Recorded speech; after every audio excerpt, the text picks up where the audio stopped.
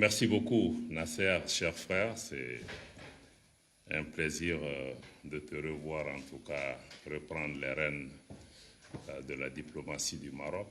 Je voudrais à cette occasion d'abord t'adresser mes chaleureuses félicitations et aussi mes vœux de succès pour le choix qui a été porté sur toi par Sa Majesté le Roi et par le Premier ministre, M. Aziz Aknouch, pour conduire les destinées de la diplomatie malienne, de la diplomatie marocaine.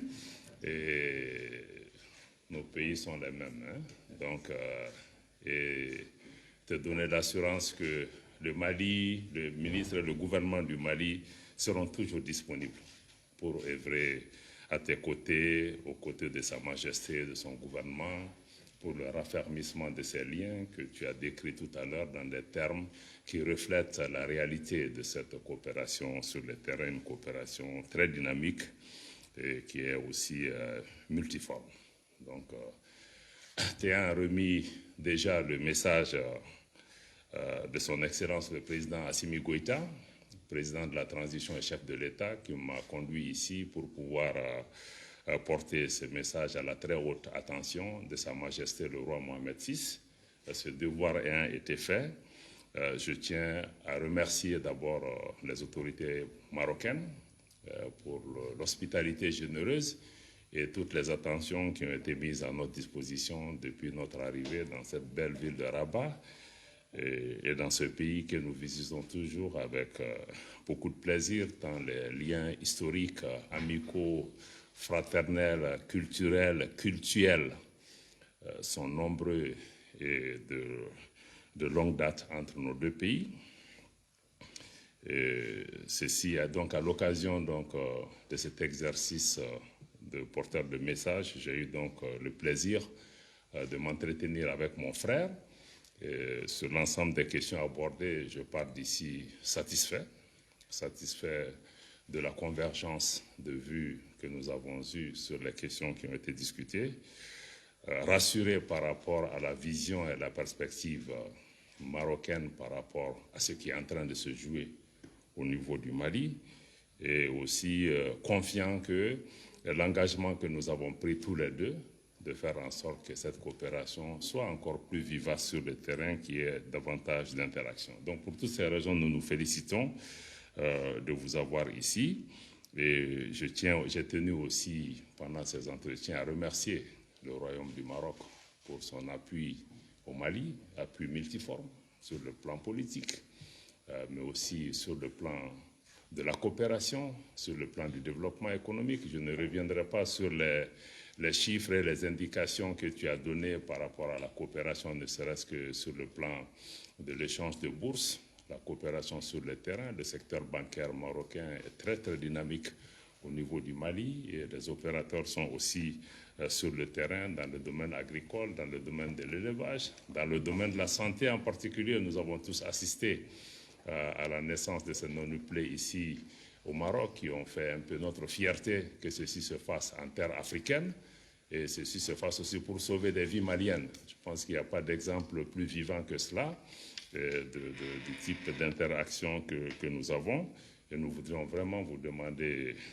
Nasser, de transmettre les sentiments de profonde gratitude du président Goïta, du gouvernement et des populations maliennes à Sa Majesté le Roi Mohamed VI pour l'attention qui est accordée au Mali, mais aussi pour la qualité exceptionnelle de la relation qui lie nos deux pays, et ça depuis des décennies. Et nous continuons vraiment à prier pour la prospérité de ce grand peuple du Maroc, mais aussi pour le bonheur personnel de Sa Majesté. Je voulais aussi vous féliciter aussi pour la qualité des élections générales qui se sont tenues récemment au niveau du Maroc, qui renforcent notre fierté de voir la démocratie avancer au niveau du Maroc avec ce nouveau gouvernement qui en ressort. Et je voudrais vraiment adresser tous nos vœux de succès à ce nouveau gouvernement où les chantiers et les défis énormes attendent pour pouvoir répondre aux aspirations du peuple marocain, mais je suis convaincu qu'avec la qualité des hommes et des femmes que Sa Majesté a choisis pour conduire les destinées de ce gouvernement, qu'il n'y aura que du succès au bout et que le Mali ne pourra que bénéficier aussi d'avoir une telle qualité de personnes autour de la table.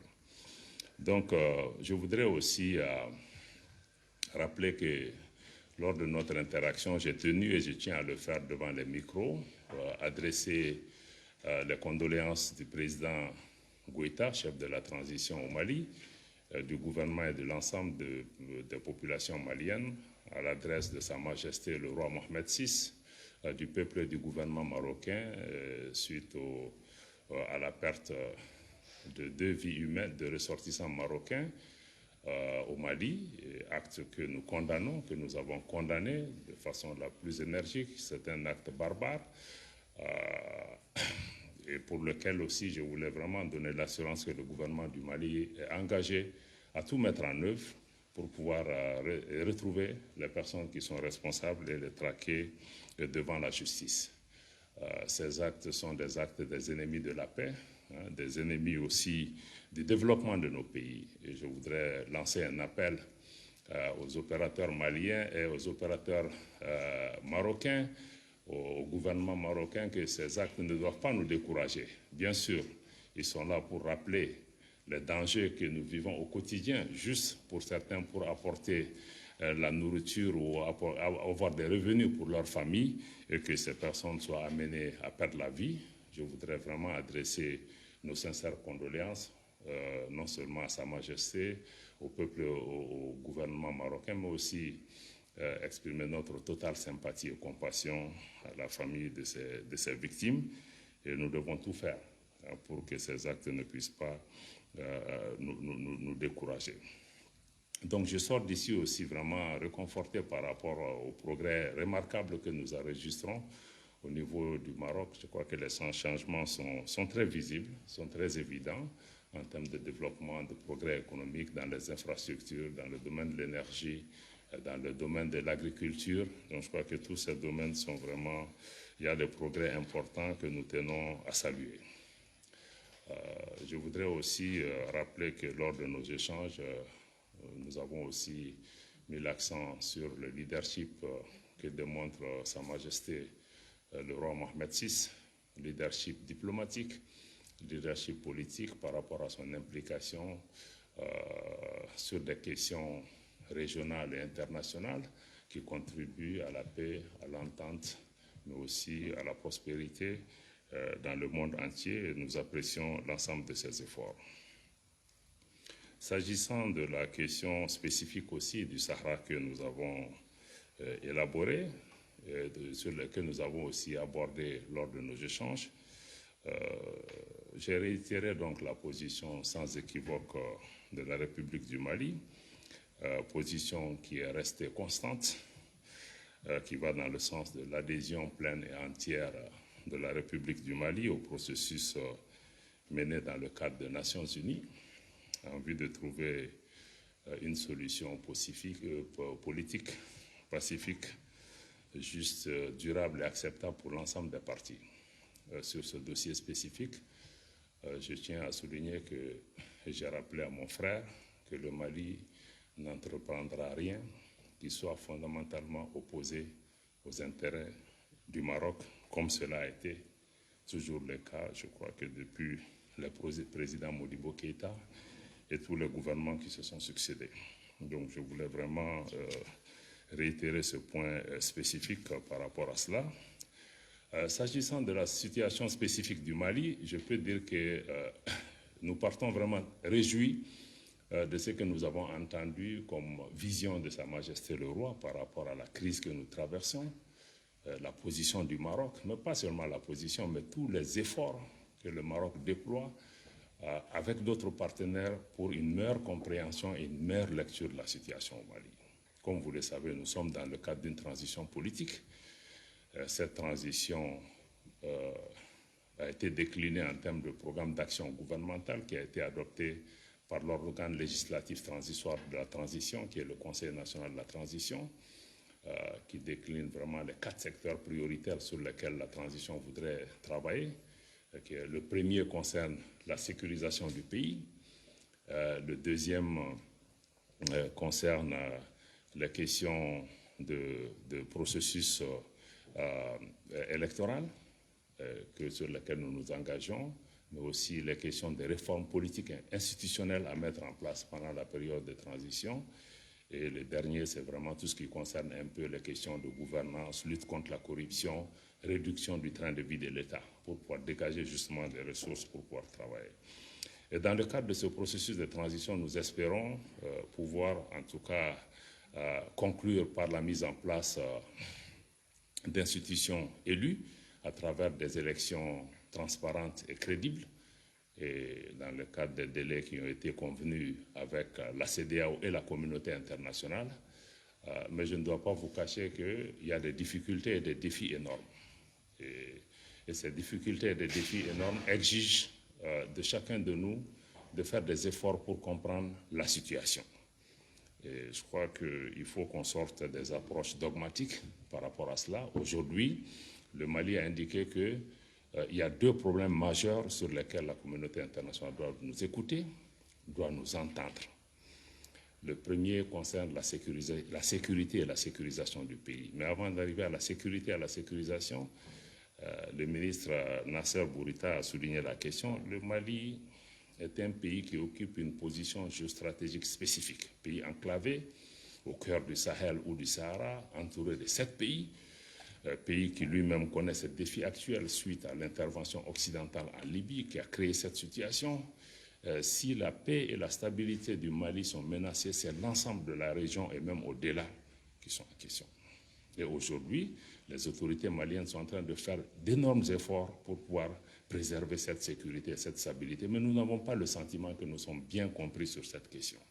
Et c'est dans ce contexte-là aussi que nous avons aussi un défi supplémentaire qui est venu avec le désengagement du partenaire français qui risque de créer aussi un vide sécuritaire que l'État malien doit combler.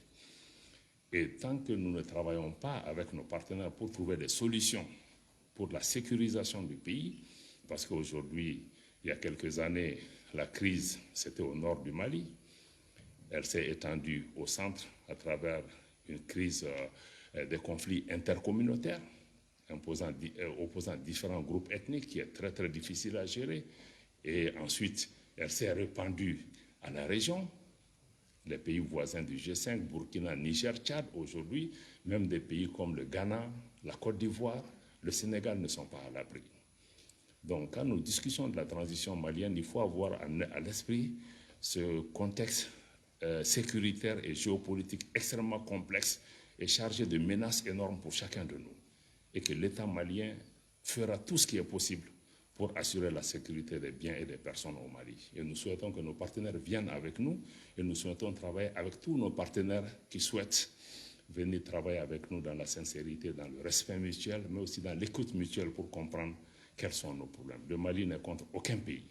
Le Mali souhaite vraiment qu'on puisse avoir cette... Donc, en résumé, je dis que nous voulons que la communauté internationale nous écoute et je me réjouis qu'aujourd'hui, le Maroc est un des pays qui a une des meilleures lectures de cette situation qui est la plus proche de la réalité sur le terrain. Donc la situation sécuritaire, si elle n'est pas prise en charge, nous ne pourrons même pas pouvoir tenir par rapport à des élections. Parce qu'il y a beaucoup de localités aujourd'hui, il faut le reconnaître, les élections ne sont pas possibles si nous ne travaillons pas avec les partenaires pour en créer les conditions. Donc la situation sécuritaire est un curseur extrêmement important pour pouvoir apprécier la situation. Le deuxième défi important par rapport à la transition, nous avons expliqué à nos amis, c'est vrai, nous nous sommes engagés sur un calendrier pour tenir des élections en février. Nous sommes dans cette lancée. Nous voulons travailler avec les uns et les autres. Mais nous avons dit qu'il y a des difficultés qui se posent par rapport au choix d'un certain nombre de réformes que nous devons conduire. On veut mettre en place un organe autonome pour la gestion, un organe indépendant pour l'organisation des élections. Donc toutes ces questions exigent qu'on puisse aujourd'hui, il y a beaucoup de débats au niveau du Mali où il n'y a pas toujours de consensus entre les acteurs. Ce que le gouvernement de transition a souhaité, c'est que aider les Maliens à pouvoir se parler, à pouvoir dégager le compromis et le consensus nécessaires et avoir une compréhension pour apaiser la situation, créer les conditions pour aller aux élections. Mais cette approche de dire que bon, c'est dogmatique, c'est le 27 février ou rien, je crois qu'il faudra que vraiment nos partenaires prennent un peu de recul pour regarder l'ensemble de la situation. C'est-à-dire que, il y a ce problème sécuritaire. Parlons avec les Maliens pour voir comment on peut les accompagner. Deux, comment on peut... Il y a les assises nationales de la refondation qui sont prévues au mois d'octobre, qui doivent permettre aux Maliens de se parler. Essayons d'aider les Maliens à trouver une solution malienne à leurs problèmes.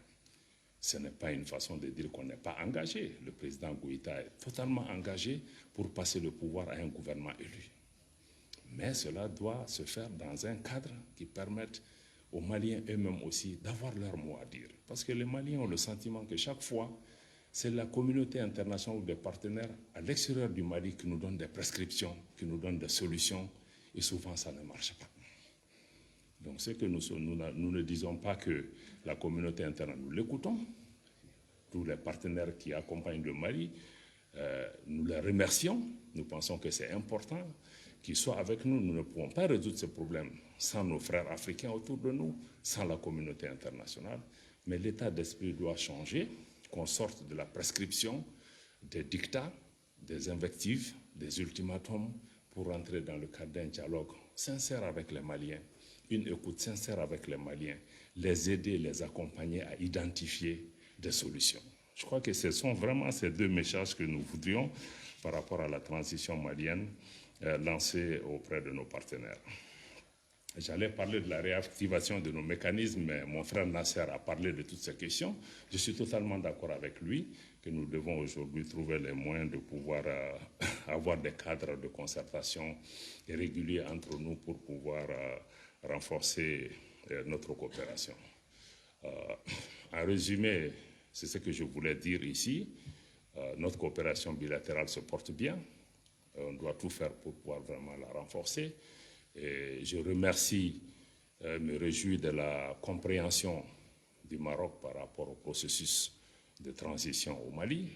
Et je crois que je ne peux pas arrêter cette déclaration sans rappeler la position de principe du Maroc qui a été constante par rapport vraiment à la paix au Mali, par rapport au respect de la souveraineté du Mali, par rapport au respect de l'unité et de l'intégrité territoriale du Mali. Et cette position a été constante, et particulièrement quand le Maroc était au Conseil de sécurité des Nations Unies, nous l'avons vu à l'œuvre. Donc je tiens vraiment à exprimer notre gratitude pour cet appui constant du Maroc à notre pays.